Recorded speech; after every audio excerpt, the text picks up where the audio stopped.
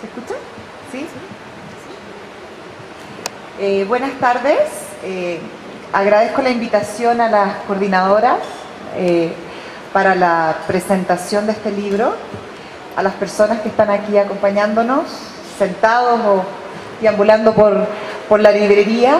Este libro, como bien se describe en la introducción, la riqueza que tiene es que radica en que no solo presenta un tema muy relevante, como señalaba Mónica, en el contexto de la emergencia, la revalorización de la ciudadanía y en particular de la ciudadanía, del ejercicio de la ciudadanía para las mujeres, sino que principalmente este libro surge de la reflexión colectiva, de un coloquio que, como explicaba Mónica, se organiza para discutir estos temas, incluyendo una mirada crítica feminista y de género, y además enfocada en la ciudadanía como más allá de esta relación Estado-ciudadano, sino complejizando la noción de ciudadanía en términos de deberes y derechos, ¿no? Es importante señalar que el objetivo del libro es presentar un análisis de los procesos políticos y subjetivos implicados en el ejercicio de la ciudadanía, los múltiples significados de ser ciudadana o ciudadano y las luchas por su resignificación y el reconocimiento de los derechos en función de los distintos actores sociales y distintas identidades sociales que se manejan en este libro. Para tal fin, el libro se divide en 4 apartados. Mi presentación se va a ocupar de los 2 primeros. En este caso es Género, Ciudadanía y Política, unas reflexiones más teóricas, y Género y Ciudadanía desde la etnicidad, que recoge investigaciones teóricas y de trabajo empírico con mujeres de comunidades indígenas. Paso a revisar el primer artículo escrito por Ana Lau, que se denomina Abriendo espacios de participación ciudadana para las mujeres, el sufragio femenino en México. Este artículo es muy interesante porque la autora hace una revisión de todas las trayectorias, no solo en términos de lucha de los movimientos sociales en torno a obtener el sufragio femenino, sino también las reacciones de la misma esfera política y del poder en torno a estas demandas. La autora nos presenta una revisión histórica del movimiento por la adquisición de derechos políticos a partir de la demanda por el sufragio femenino. Este recorrido histórico se inicia desde principios del siglo pasado, describiendo la importancia del surgimiento de ciertas agrupaciones femeninas y el producto de la reflexión particular desarrollada a través de la difusión de revistas y artículos que cuestionaban el orden social que las excluía. En este sentido, relata muy bien cómo es la emergencia de estas organizaciones femeninas y la producción, ¿no?, comunicacional que tienen. Es importante destacar que esta etapa de conquista de los derechos políticos fue precedida por importantes movilizaciones que deben ser consideradas como una forma de lucha política en sí, que hace de estas mujeres verdaderas ciudadanas pese a no contar con el reconocimiento formal del derecho al voto. Como lo describe la autora, es a través de la creación de organizaciones y por medio de la difusión de su pensamiento donde estas mujeres organizadas reafirman su vocación libertaria. Los argumentos esencialistas a los que estas mujeres debieron enfrentarse hacían referencia a su incapacidad de entender y decidir sobre los problemas nacionales, dada su proximidad con el ámbito privado. No cabe duda que este aspecto hasta el día de hoy se impregna en las mentalidades de quienes están en la esfera del poder. Sin embargo, la autora destaca un elemento fundamental que habla de la lógica de poder que encierra los procesos de participación y representación política. Esto es, el temor que existía dentro del nuevo partido gobernante, que después se transformó en hegemónico, en que las mujeres pudieran orientar su voto hacia corrientes conservadoras. La lección que nos deja la autora se encamina hacia un cuestionamiento de la forma en que el sistema político permite condicionadamente el ingreso de las mujeres en la esfera de lo político. Y esta reflexión, si bien se caracteriza por el análisis de una coyuntura específica, que es las luchas por el sufragio, fácilmente puede trasladarse hasta el día de hoy. En esta misma línea de debate se presenta el segundo artículo de María Luisa Tarrés, que se denomina un debate sobre ciudadanía y género en el contexto mexicano. El objetivo del autor es mostrar las ambigüedades que caracterizan la definición de ciudadanía y su ejercicio práctico. La ciudadanía ha sido siempre incompleta, ya sea porque no abarca toda la población debido a los requisitos que se exigen para obtenerla, inicialmente solo varones, propietarios, educados, o porque la exclusión, como en el caso de las mujeres, se ancla en patrones culturales de larga duración que en algunos momentos son amenazados por fuerzas conservadoras que naturalizan a la mujer y la subordinan en razón de su diferencia biológica, a partir de argumentos religiosos o metasociales. Así como la ciudadanía surge de un pacto entre grupos que generalizan e imponen sus valores y proyectos al resto de la sociedad, la alternativa para la lucha feminista estaría dada por la conformación de discursos propios y espacios de reconocimiento que se traduzcan en una ciudadanía sustantiva, más allá de esta idea de la ciudadanía descriptiva que tiene que ver con el ejercicio al derecho al sufragio. En su artículo, María Luisa Tarrés nos señala que el debate se ha centrado en la revalorización de la noción de ciudadanía, dado el contexto político de transformación que ha vivido el país desde hace alrededor de 20 años. Desde mi punto de vista, sin embargo, el discurso no ha trascendido a la esfera de lo procedimental, es decir, asociando la participación política exclusivamente a el tema de las elecciones, en el contexto de la revalorización del voto ciudadano. Concuerdo con la autora en el señalamiento de que la democracia que se pensó es un proyecto inconcluso, que incluso se manifiesta a partir de importantes retrocesos, como en la imposición de ideologías conservadoras que han logrado imponer restricciones al derecho de las mujeres para decidir sobre su propio cuerpo. Es preciso señalar que no podemos reducir la ciudadanía como el mero ejercicio vinculado al voto. Por ello, la ciudadanía debe también entenderse como una forma de actuar en lo público, que no solo se remita a la política formal.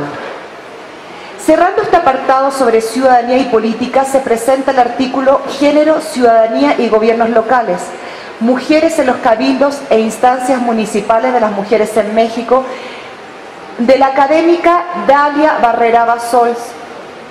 Con un enfoque orientado a dar cuenta de los resultados de años de trabajo empírico para la promoción de la participación de mujeres en el ámbito local, la autora introduce la mirada de la ciudadanía como un enfoque sumamente pertinente en la construcción de la institucionalidad de género a nivel local.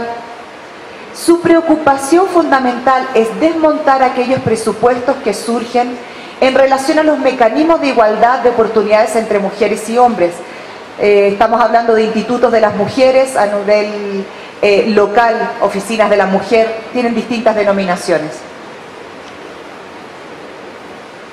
La importancia que analiza no solo es desde un punto de vista cuantitativo, es decir, no solo ve cuántas mujeres hay en cargos de representación, sino lo que le interesa discutir a la autora es la orientación misma de las políticas de género dentro de estas instancias locales. Este artículo contribuye, desde mi punto de vista, de manera excepcional al análisis de los procesos de institucionalización de la perspectiva de género en el Estado, a partir de la revisión comparada de la experiencia de las unidades delegacionales del Instituto de la Mujer del Distrito Federal con otros estados. Concluye la autora que existe una falta de definición precisa de los conceptos a los cuales se dirige la transversalidad de la perspectiva de género. La inexistencia de personal capacitado, la frágil legitimidad y el estatus institucional de estos mecanismos son una de las principales razones de la falta de institucionalidad y de su eficiencia como instancias encargadas de promover las políticas a favor de la igualdad entre mujeres y hombres. Paso a describir los otros 3 artículos del segundo apartado que recogen las investigaciones desarrolladas en torno a la ciudadanía de las mujeres indígenas. En lo particular aprendí muchísimo de estas reflexiones, principalmente porque estamos hablando de contextos sociales, culturales particulares, en donde se pone en jaque la propia noción de ciudadanía. La lectura de estos 3 artículos y el abordaje que nos proponen las autoras son sumamente pertinentes en el marco de una discusión que pone de relieve las nociones de igualdad, diferencia, aspectos sumamente problemáticos para la propia noción de ciudadanía. Con el artículo Mujeres indígenas construyendo su ciudadanía, 15 notas para la reflexión, Gisela Espinosa Damián nos invita a reflexionar sobre el papel del Estado como un actor fundamental sobre el cual la noción de derechos se hace efectiva. El Estado-nación como referente pierde su carácter omnipresente cuando nos enfrentamos a la forma en que las mujeres indígenas construyen su ciudadanía. Y esto es así porque los sistemas normativos indígenas perviven instituciones políticas y concepciones jurídicas con una tradición distinta, en donde las mujeres tienen niveles de identificación importantes por ser parte de una cultura, pero sin embargo también son críticas porque son esos mismos sistemas culturales los que las excluyen e impiden el ejercicio de sus derechos en igualdad con sus pares varones.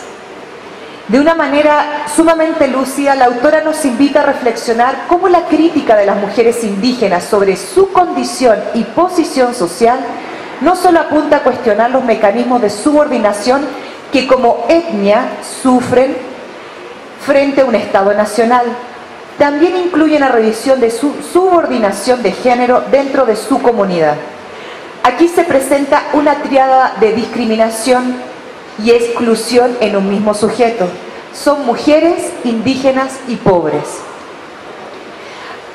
En el texto de Morna MacLeod, Apropiaciones y silencios significativos, ciudadanía, derechos y mujeres indígenas, vemos la experiencia del trabajo realizado con mujeres indígenas en Guatemala.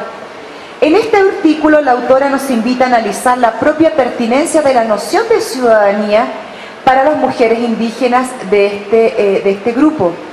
A partir de la representación y apropiación de la noción de ciudadanía en mujeres indígenas en Guatemala, su análisis pone en juego la importancia que desde la academia y de la reflexión intelectual le estamos dando a ciertos conceptos que no necesariamente tienen un eco en las propias comunidades. Desde la academia hablamos de exclusión, diferencia, igualdad, ciudadanía, y no son nomenclaturas necesariamente utilizadas como referentes de derechos en estas comunidades. Lo que hace la autora es revisar críticamente la noción de ciudadanía, dejando ver que la representación que tienen las personas de ella no necesariamente refiere a la integración a una comunidad. Señala que para los pueblos indígenas en Guatemala, la ciudadanía refiere a un elemento de privilegio, que está en la base de un modelo liberal que se aleja de la noción comunitaria que tienen las comunidades indígenas. La autora nos va enseñando en su texto cómo la noción de ciudadanía fundada en derechos individuales se contrapone con aquella concepción dirigida a lo colectivo y a los problemas que afectan a todas las personas en una comunidad. La noción de ciudadanía al estilo neoliberal conduce a intentos de cooptación y neutralización de los movimientos sociales cuando la participación es más bien nominal y no representa la consideración real de las demandas de las personas. Finalmente, el artículo de Inés Castro Apresa, Institucionalidad Oficial versus Usos y Costumbres, Ciudadanía Femenina Indígena y Ciudadanía Étnica, resulta muy interesante para el caso mexicano porque es uno de los pocos trabajos que abordan un aspecto fundamental del análisis de la ciudadanía. Esto es, los mecanismos de representación política a nivel comunitario, analizando la contraposición entre la institucionalidad oficial versus los procesos de usos y costumbres en el ámbito de las comunidades indígenas. Los usos y costumbres están normados dentro de, por ejemplo, el Código de Procedimientos, el COFIP, el Código de Procedimientos Electorales. O sea, es un sistema que el Estado mexicano reconoce. Parte de la hipótesis de trabajo en que ambos mecanismos, tanto el oficial como el de usos y costumbres, que de alguna forma también es oficial porque está reconocido, tienen un sustrato compartido de desigualdad y discriminación histórica en perjuicio de las mujeres.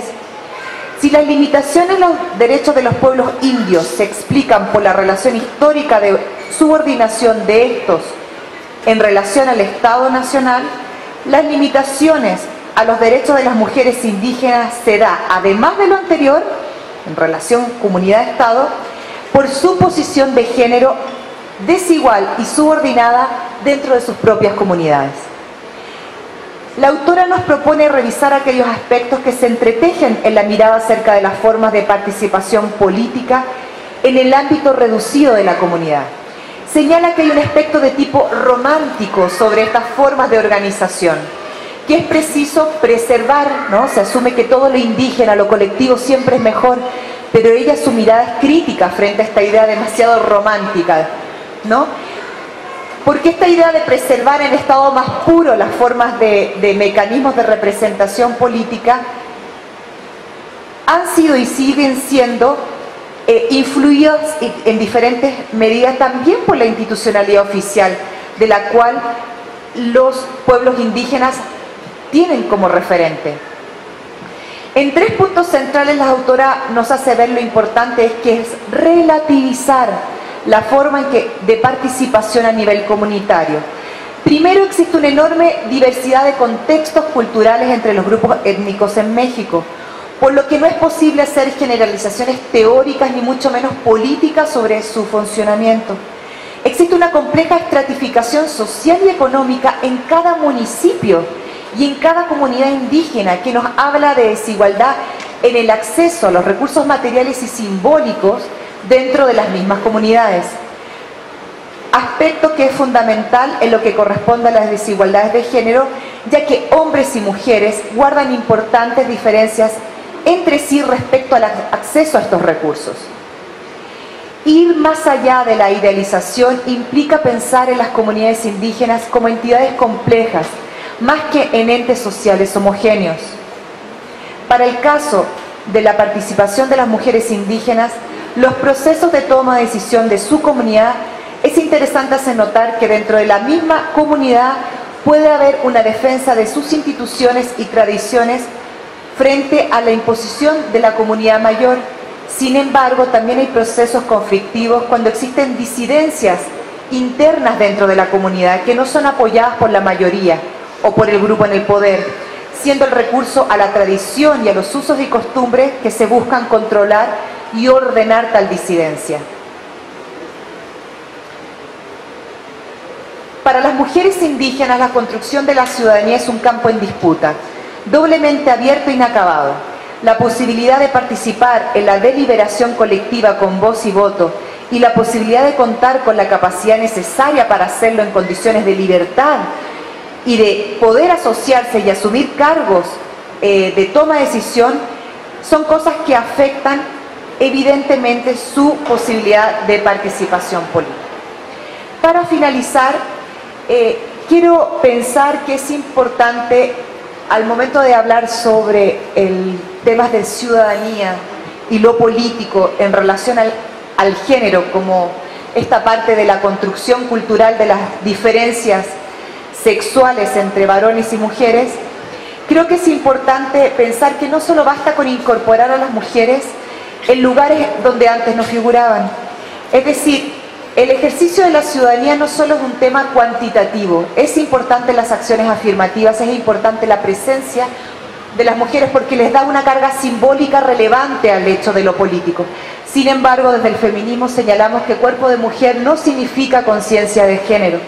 Por tanto, no podemos asumir que las mujeres que estén en cargos de poder o quieran estar en cargos de poder necesariamente representen una agenda de género, ¿sí?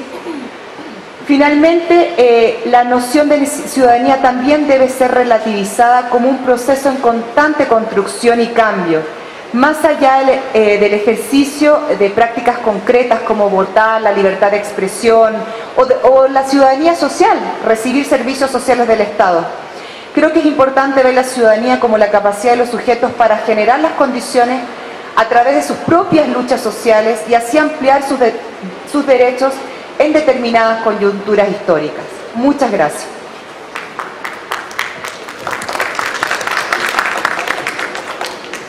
Bueno, muchas gracias a Daniela. Daniela presentó las dos primeras partes del libro. Me parece que ahí deja varios puntos que, viendo las dos partes que siguen, podremos retomar. Solo aquí en esta primera parte, bueno, que se insiste en la ciudadanía política, que fue una de las mesas en que se organizó el coloquio. La otra de estas dos primeras era con ciudadanía indígena. Me parece que de esas dos salen ya dos elementos a tener en cuenta, sobre todo cuando pensamos que mañana es un día de sufragio, ¿no? Es un día de elecciones. Esto me parecía importante que decía Daniela, de que un cuerpo de mujer no es garantía de una agenda por las mujeres. Entonces me parece que ahí hay una cuestión que seguramente se podrá retomar, ni tampoco tener un discurso y decir vótenme las mujeres porque soy mujer es una garantía de una agenda igual, ¿no? Bueno, ahí hay un punto que me parece que después se podrá retomar y mover a la reflexión, y es una invitación más, una razón más para leer este libro. La otra parte de ciudadanía indígena también me parece que hay un punto a tener en cuenta, y el hecho de que usos y costumbres también tienen un contenido de género, ¿no? Entonces, ¿qué significa esa superposición, ¿no? En el caso de las comunidades indígenas. Bueno, no me quiero robar más tiempo, le voy a ceder la palabra a la doctora Wilda Wester de la Universidad de la Ciudad de México. Gracias. Bueno, a ver si yo necesito así como espacio, como imperialista necesito espacio de desparramar cosas enfrente de mí. Eso me resulta como tranquilizador. Pero en realidad lo que tengo que decir es bastante sencillo. Tengo que contar un poco de qué se trata esta segunda parte y tengo que decir por qué hay que leer este libro, o sea, qué discusiones tienen interesantes que ameritan una lectura atenta y profunda. Como ya dijeron las compañeras, esta segunda parte trata básicamente de dos grandes temas. Uno de ellos es ciudadanía y sujetos políticos, y el segundo, que son 3 artículos, ciudadanía desde otros contextos. En la primera parte, en la tercera parte del libro, y la primera que a mí me toca, sería la especificación, hay 2 trabajos. Uno de Marina Bernal, que se titula Retando al cuerpo de la nación, performativa de resistencia ciudadana desde corporalidades, géneros y deseos no normados, que se trata de los casos de transexuales en Colombia. Y lo que está pasando ahí, lo que está narrando la autora, es cómo el Estado exige, para cambiarles el nombre, por ejemplo, o sea, para volver a nombrar a estas ciudadanas, exige el cambio de la cirugía para el cambio como ciudadanas. Lo que quiere decir que en realidad el Estado le está pidiendo que cambien obligatoriamente físicamente su cuerpo antes de autorizar un cambio en la documentación como ciudadanas. Ese es uno de los temas. El segundo tema es el de Rodrigo Parrini, Excepción, Tiempo y Nación, la formación del sujeto político minoritario, y habla básicamente de cómo el matrimonio entre personas del mismo sexo viene a romper de algún modo y se transforma en una amenaza para el orden heterosexual. Su reflexión muy puntillosa alrededor de un sujeto político que, además de un sujeto abstracto, es un sujeto material, es decir, un sujeto que tiene cuerpo. Esta discusión del cuerpo no solamente termina aquí en esta segunda parte, sino que se extiende a la cuarta parte del libro, donde se tratan 3 casos de otros contextos, así se llama esta parte, o el caso de Arabia Saudita, el de África al sur del Sáhara y el de Sudáfrica. En el caso de Alejandra Galindo, su trabajo está relacionado con Arabia, las mujeres en Arabia Saudita. Entonces ella va haciendo un trabajo de campo muy minucioso para hablar del activismo de las mujeres de Arabia Saudita. El caso es muy particular y movilizador finalmente, porque se trata de una sociedad muy patriarcal, donde finalmente los límites que establece tanto el Estado como la propia sociedad son bastante rígidos. O sea, hay como una resistencia constante y una agencia que se mueve dentro de los límites de esa sociedad patriarcal, es decir, que acepta las normas sociales, pero que por otro lado también a través de la protesta intentan zanjar. El siguiente trabajo de esta cuarta parte del libro es el de Hilda Varela, Género y Ciudadanía en África Subsahariana. Lo que está tratando aquí la autora es básicamente ver cómo se introduce la ciudadanía en los sistemas políticos desde los 60 y cómo empieza a haber una agencia de mujeres que va vinculando distintos tipos de campos y que van haciendo protestas de carácter que se unen a través de lazos religiosos, que a veces son lazos étnicos o a veces son lazos clánicos, lo que quiere decir que una ciudadanía se le parece bastante a lo que ya planteó lo que acaba de plantear Daniela sobre las mujeres en necesidad. O sea, no solamente se mueven en el campo de sujetos políticos abstractos, sino que están atravesadas por otro tipo de redes comunitarias. Finalmente, el trabajo de Natalia Cabanillas, que se titula De víctimas a ciudadanas, la producción de subjetividades en la Comisión de la Verdad y la Reconciliación de Sudáfrica, en realidad está trabajando sobre un concepto de víctima y cómo, o sea, trabaja a partir de la documentación de la Comisión de la Verdad y Reconciliación, trabaja esta noción de víctima y cómo el Estado fue contribuyendo y silenciando de algún modo, silenciando a las mujeres, porque la soslaya pone que el título de víctima finalmente tiene que ver con la violencia básicamente sexual, dejando de lado otro tipo de violencia que sufrieron las mujeres sudafricanas durante el periodo de la apartheid. Lo que yo veo, después de leer todo eso, yo veo como un mérito súper interesante. La discusión de la ciudadanía es más o menos data de los 90, y esa discusión fue solita y aparte, consolidándose desde la teoría política y de otros campos de la ciencia social desde los 90. La discusión sobre el cuerpo es como de mitad de los 90.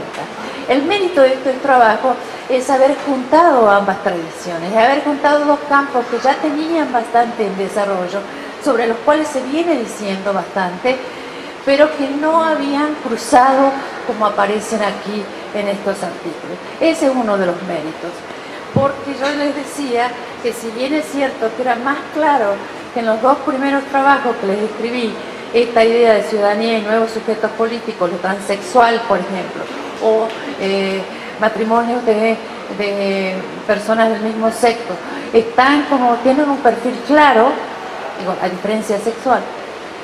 Por otro lado, toman un asunto sumamente urticante, que es esto del cuerpo, qué pasa con el cuerpo de los ciudadanos. Y esa discusión se extiende a la cuarta parte del libro. Se extiende porque finalmente cuando Alejandra Galindo habla de las mujeres sauditas y habla de las restricciones que hay espaciales, de movilidad espacial que tienen esas mujeres, cuando habla también de ciertos valores comunitarios que tienen que ver con el uso de vestimenta que normalmente llamamos como vestimenta islámica, está hablando del cuerpo. Está hablando del cuerpo y de la movilidad de ese cuerpo y de la significación política que eso tiene para la ciudadanía.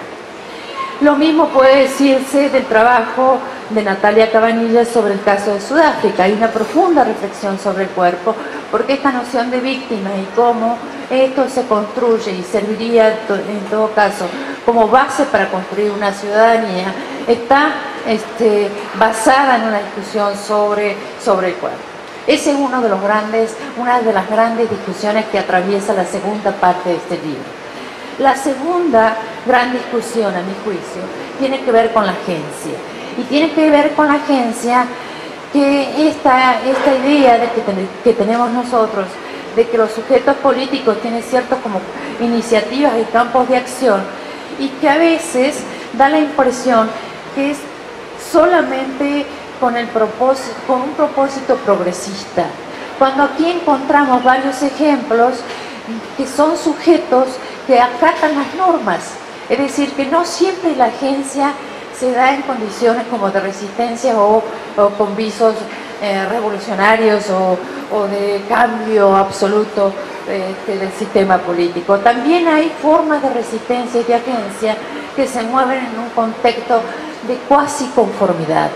Una de las cosas que dice interesante Rodrigo Parrini respecto a sujetos políticos homosexuales, o podríamos decir homosexuales, o también podríamos decir lesbianas, es esta idea de que al buscar una figura como una institución tan clásica como el matrimonio, finalmente están ejerciendo un tipo de agencia no emancipadora. Cuando antes, Rodrigo Parrini dice, donde antes se pedían libertad, o sea, poder expresarse como uno quería en función de sus propias preferencias sexuales, ahora se piden derechos y una intervención clara del Estado. Que lo diga la ley, que lo diga la letra, puesta en papel. Entonces es una agencia, pero de otra naturaleza. Ese es el otro tema que está cruzando. Y finalmente, el tercer tema que veo yo aquí en la segunda parte es esto de cómo pensar otras experiencias de ciudadanía que no son las más cercanas a nuestra experiencia histórica, es decir, que no son las más cercanas y más conocidas a nuestra experiencia política y social mexicana, latinoamericana. Aquí vemos un caso de Colombia con los transexuales, vemos una reflexión sobre México y los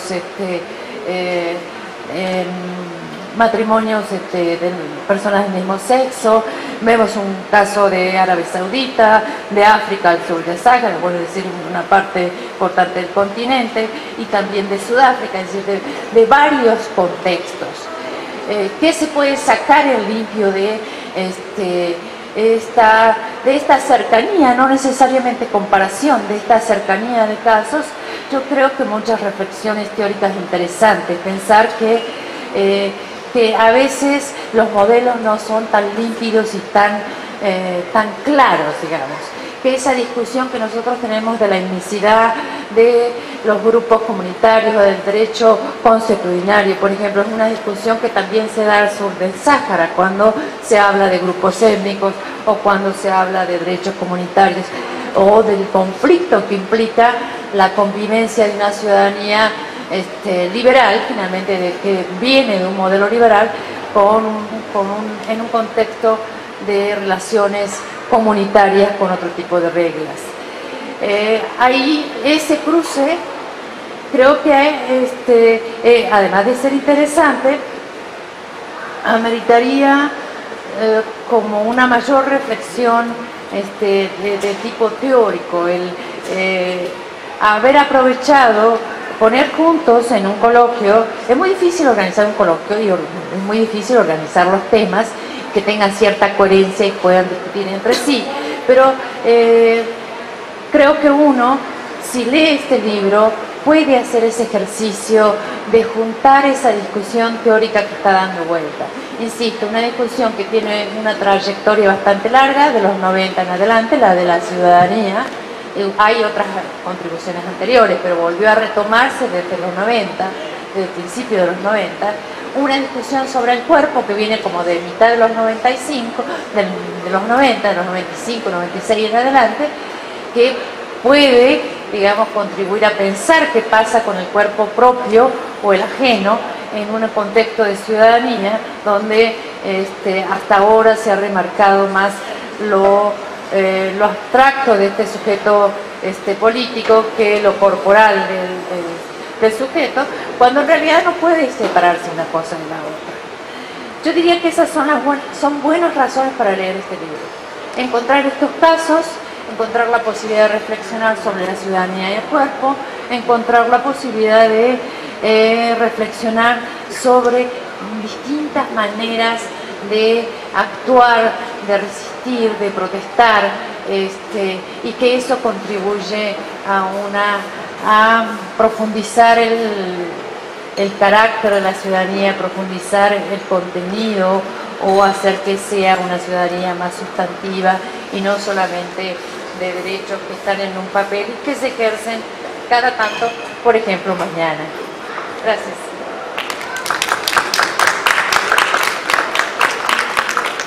Bueno, Wilda, muchas gracias también por tu contribución. Me parece que con las palabras de Wilda, bueno, complementan bien lo que señaló Daniela para la primera parte de la presentación. Por eso era la idea del nombre, el título que lleva este libro, En la encrucijada de género y ciudadanía, porque nos parece que precisamente es eso, es una encrucijada donde hay más elementos. O sea, es imposible hablar de género y ciudadanía sin hablar de cuerpo, sin hablar de etnia, sin hablar de raza, sin hablar de clase, ¿no? Y todo el resto que aparece, ¿no? Sexualidad.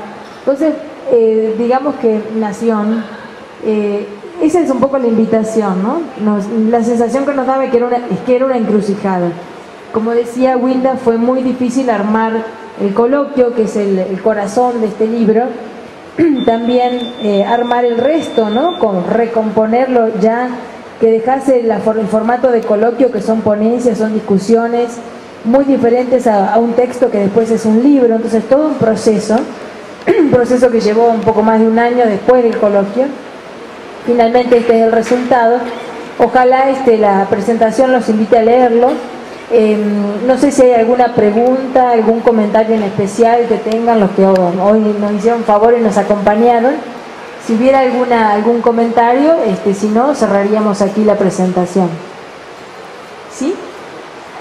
Ahora que mencionaban sobre la lucha de los derechos de las mujeres,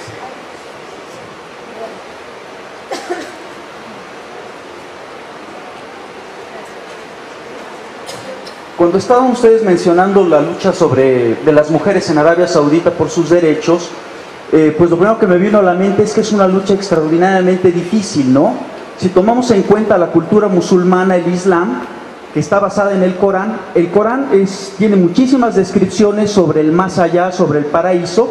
Por ejemplo, especifica que los buenos creyentes van a vivir en una eternidad donde van a tener cientos de esposas, huris, que cada noche recuperan la virginidad, que son atendidos, etc. Pero curiosamente ese Corán tan materialista, tan minucioso, por más que uno lo revisa, en ninguna parte, no hay ninguna línea, ningún versículo donde mencione qué ocurre con las mujeres en el más allá. Es decir, la mujer en el Islam no tiene una existencia metafísica. Entonces, la primera pregunta que yo me hago es, ¿cómo dentro del Islam pueden luchar las mujeres por reivindicar sus derechos si en realidad la doctrina musulmana no lo va a permitir, ¿no? En realidad va a llevar a cuestionar el Islam. Y trayéndolo un poco también a nuestra sociedad, nosotros tenemos un inconsciente, en el caso de México, un inconsciente católico, patriarcal, ¿sí? Que sigue sobreviviendo. El catolicismo está mutando en México hacia religiosidades tipo de la nueva era, ¿no? Donde existe la astrología, creencias irracionales, donde basta que deseemos llenarnos de bienes materiales para que ellos vengan, ¿no? Y si no tenemos esos bienes materiales es por nuestra culpa. Entonces también dentro de ese contexto religioso mexicano, ¿cuál es la influencia en la lucha de las mujeres por sus derechos? Entonces sí me gustaría conocer un poco su opinión, ¿no? Porque es parte como del inconsciente que hombres y mujeres arrastramos en nuestra sociedad.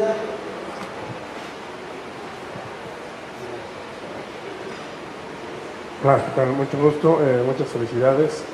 Tenía interés de saber el contenido, me llevo con buena información e interés precisamente de conocer más acerca del libro. Voy a preguntar ahorita, pero quiero preguntar qué género precisamente de literatura es este.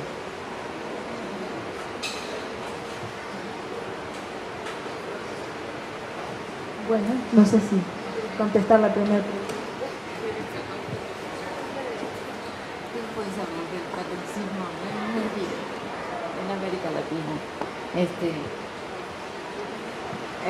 Ok, en relación, mire, del Corán, y ahí la verdad cedo la palabra a mis colegas, en relación al influjo, digamos,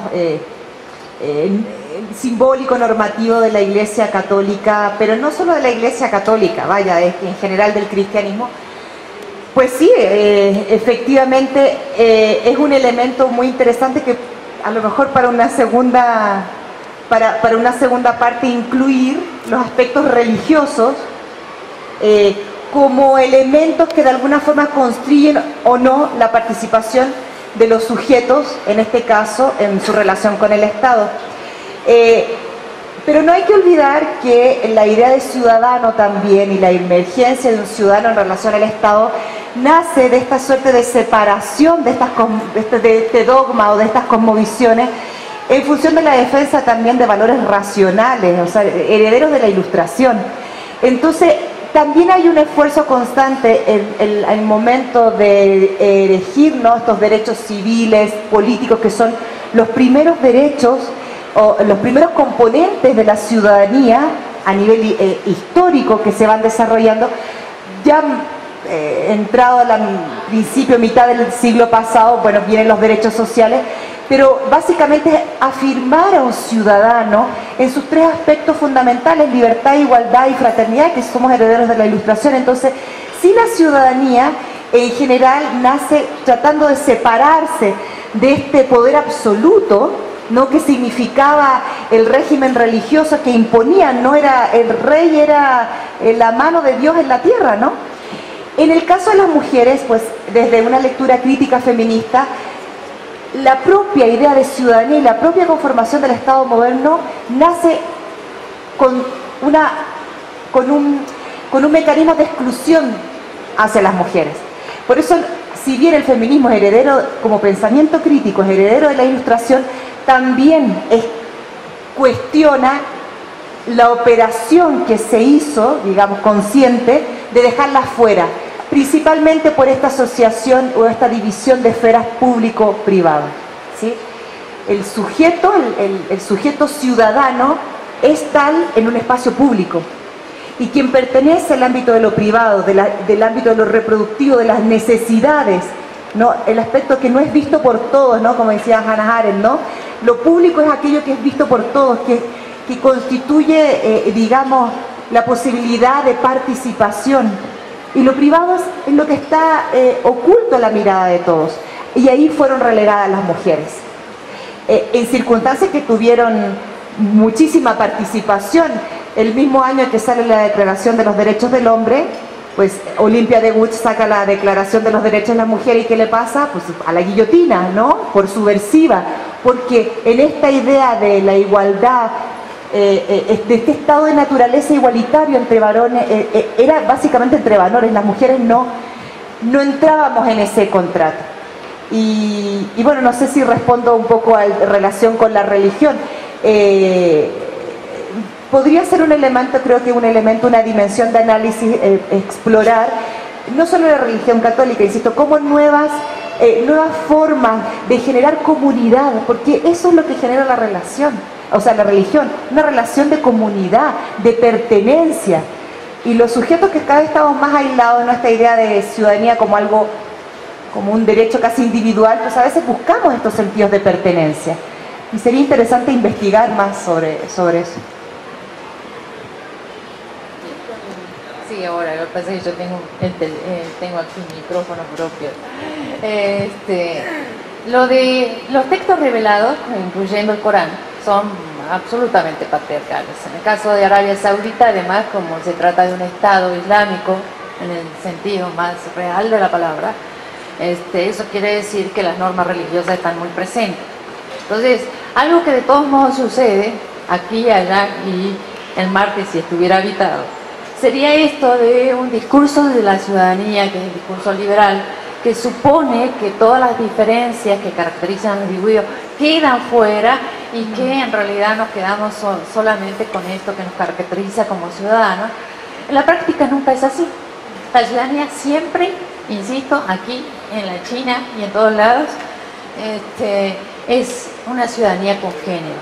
y somos ciudadanos con cuerpos transexuales, bisexuales, homosexuales, lo que sea, con un aparato reproductivo, etc. Entonces, en el caso de Arabia Saudita, se junta esto, que sucede en todos los demás lugares, esta ciudadana sexuada, con un discurso fuerte desde el punto de vista religioso que viene del Estado, que está enmarcado desde el Estado, porque se trata de un Estado islámico. Creo que sería así un ejercicio interesante, como dice Daniela, por ahí ponerse a trabajar en qué tanto inciden los discursos religiosos y de qué manera lo hacen en los discursos y la práctica de la ciudadanía. Estaría bien hacer como una aproximación de esa naturaleza. Insisto que esta idea de la ciudadanía con género no es solamente propia de lugares como los países musulmanes o árabes o africanos, sino que también se da aquí, que en todo caso en Arabia Saudita la peculiaridad es que la religión es una religión de Estado, pero que además el modelo del Estado tiene que ver con eso, y pues hasta ahí lo dejaría. ¿Sobre qué tipo de libro es este? Es un texto de ciencias sociales. Hay como un discurso histórico fuerte, hay trabajos que están más orientados a discutir desde la ciencia política. O sea, hay como varias disciplinas que se están cruzando en este libro. Hay una parte de la pregunta que creo que hay que subrayar para que tú contestes, Wilda, y es la que preguntaba cómo dentro de una religión patriarcal, monoteísta, bueno, como es el Islam, puede haber agencia de las mujeres o formas de resistencia. Entonces creo que eso quedó sin contestar y me parece que es un punto importante. Sí la hay, por eso decía que la agencia uno no la tenía que imaginar como absolutamente subversiva. Que hay agencia cuando las mujeres en Arabia Saudita luchan por el derecho a conducir un auto. Y uno dice, bueno, pero qué bobera. Pues no, en ese contexto no es ninguna bobera, porque la rigidez es tal que ese tipo de derechos le está vedado porque, bueno, no pueden salir sin guardián a la calle, y eso tiene que ver con lo religioso. Entonces, imaginarse las formas de resistencia e imaginarse qué tipo de resistencias pueden hacer. En su contexto eso es bastante subversivo. En el nuestro no los parece quizás lo suficiente.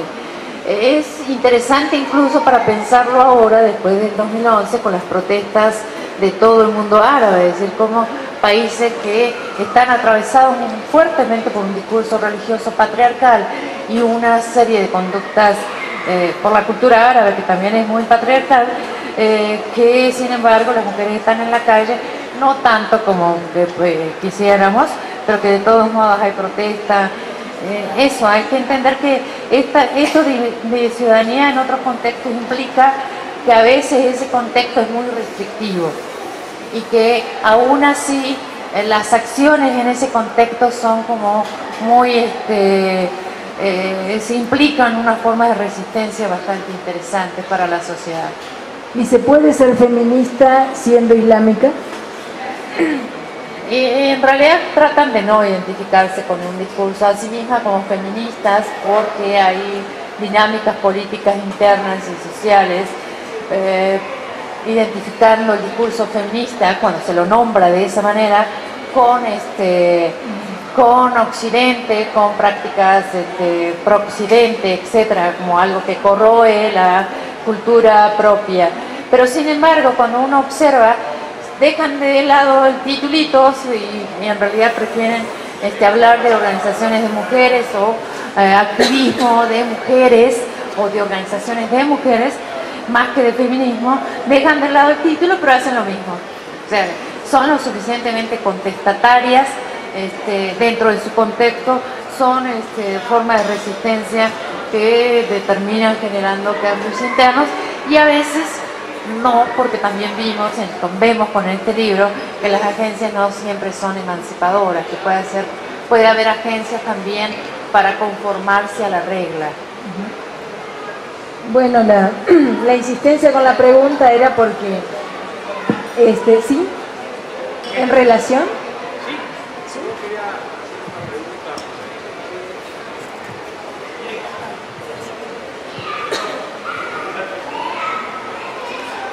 En este contexto de emancipación o renacimiento o resurgir del feminismo o la mujer en Arabia con el mundo musulmán, a mí me gustaría preguntar qué tanto se le atribuye este resurgimiento a un despertar realmente de la feminidad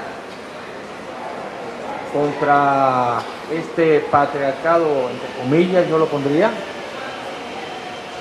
o es atribuido a una avalancha desmedida de propaganda del mundo occidental.